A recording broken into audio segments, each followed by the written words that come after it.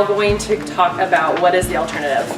So if some of those approaches of having more information aren't working, what's an alternative to help our kids and not harm? What we're bringing in is also the psychological component, and how if you have the psychological perspective along with the other information, it leads to more sustainable wellness. We're starting with the things to avoid, and we'll have several of these to kind of start with, and then we'll come to more of the hopeful what to do next. Okay, so the first one, coming back to those assumptions that I said, when I think the foundation of what we want to build in our kids is that trusting in their body and belief that their body works. This first one, avoiding categorizing or judgment of food, is a really key piece, because if you are labeling food with a word bad or good or junk or healthy, or even some gentler ones that might be the red light foods or the sometimes foods or things like that, it's very easy for children to then label those foods when they are then eating those foods in whatever context it might be, that then they may be that. They may be bad or good.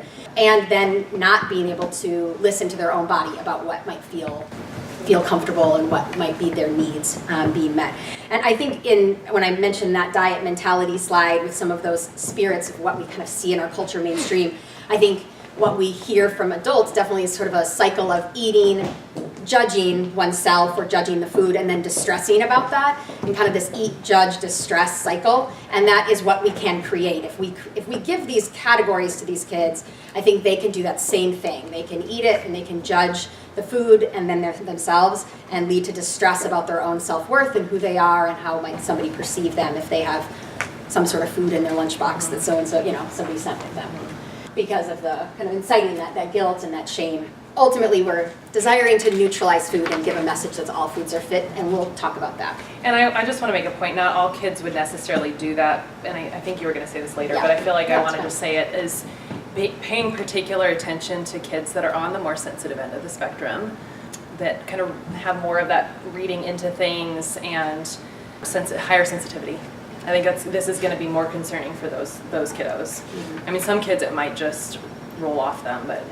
So that one is more about how we might judge the food that they're eating. This is about maybe specifically how we would actually communicate a judgment to the kid about who they are, very straightforwardly. If we praise them for choices they are making with food, or about the size of their body, or judging them about the choices that they might make. So this is actually labeling our kids, and I think it's pretty normative, right? To just say, oh, my kid's a healthy eater, or this kid's a really picky eater, and communicating that. But again, those kids can take that in and internalize that and recognize, I guess, generalize their goodness and make it about food and weight. And again, we've seen that path be really problematic. And I think in a lot of these avoids too, there's always these moments where I know as a parent, I don't want to get in a power struggle with my kids.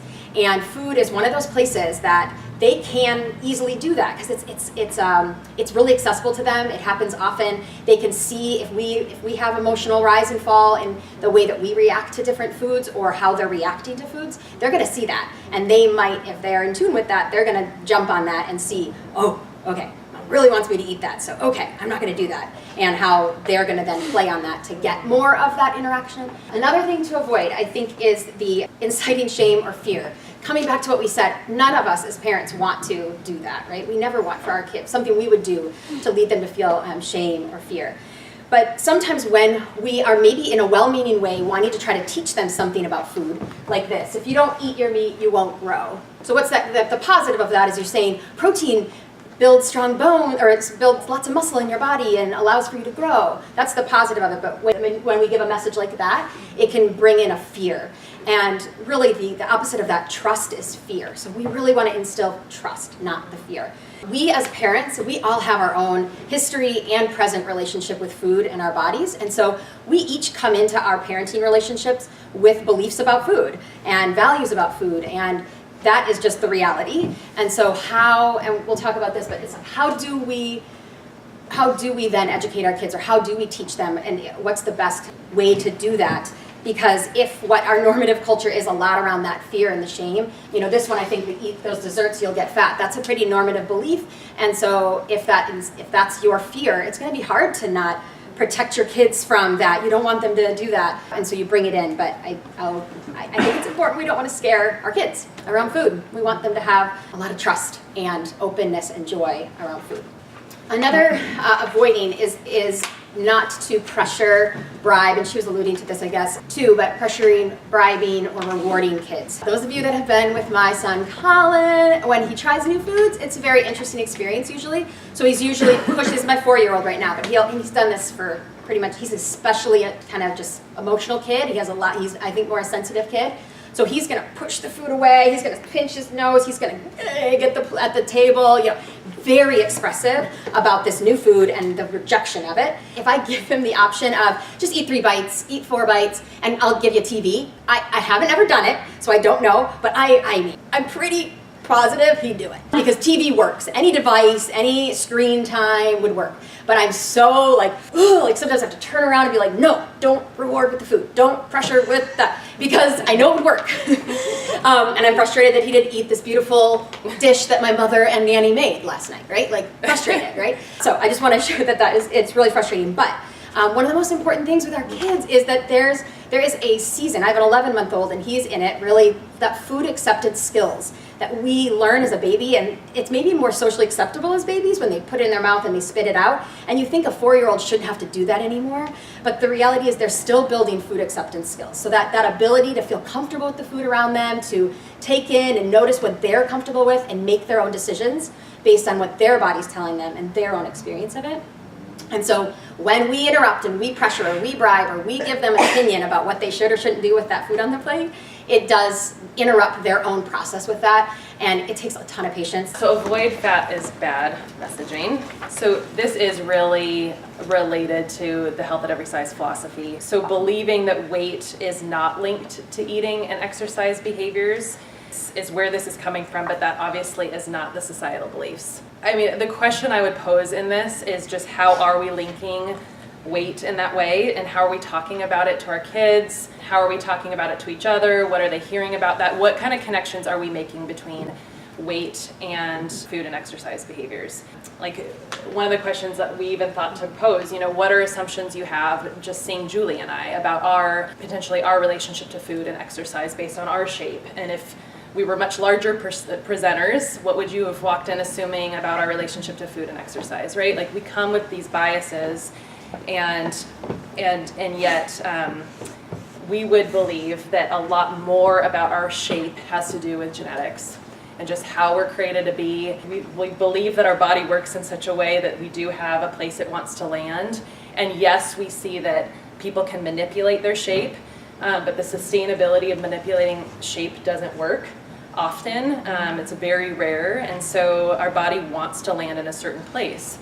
So then how do we interact if that is a belief we're working with? How would that show up with our kids? And I wanted to give an example.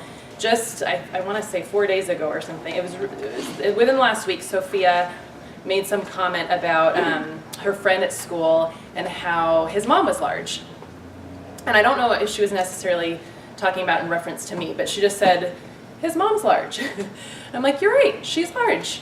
We all come in different shapes, and you're noticing somebody with a different shape, and so I very much kind of responded with neutrality. I could have said, yeah, honey, she's large, she probably eats a lot more, and maybe she doesn't work out that much and exercise that much, but instead that would be kind of the cultural assumption. That could have been a response I gave her. But instead I'm saying, yep, you made an observation, and made it very neutral to her.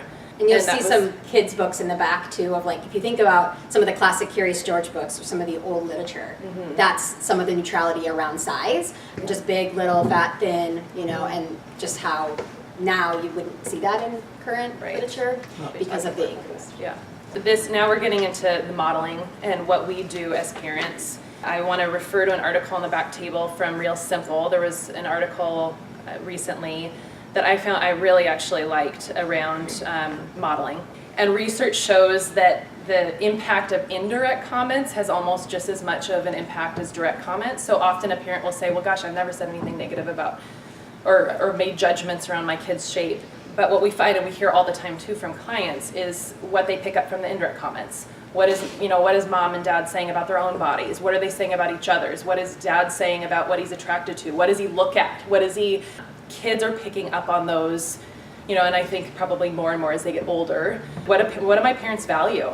And it's powerful. So I'm actually unfortunately this commercial that I'm gonna show is more related to moms, but I would hope too that for you dads, you could also take this in, because I think in the article it references this, like dads is really important too. What dads are saying about their mom's body and just about women in general. So, okay. And boys, I would say, boys and like what they're saying about kid size and what those awake associations, because I feel the same way about my own boys, like what they're hearing about what their body might be. A funny story, actually, just literally from last night. Sophie and I were in the bunk bed, and as she was trying to fall asleep, she got in a really chatty mood, and she said, I thought I was going in a deeper direction. She said, Mom, you and Hannah are so much more alike, and me and Daddy are a lot more alike. And I thought she was going to temperament and personality, and so I sort of was asking questions because I thought that's the direction she was going. And then I said, Sophie, what are you talking about? What's similar? What do you think is similar between me and Hannah and you and Daddy? And she's like, well, me and Daddy have a widow's peak, and you and Hannah don't have a widow's peak. I'm thinking, what? Just funny that was where she went of observing, and then she kind of got. I started cracking up. I thought that was pretty funny.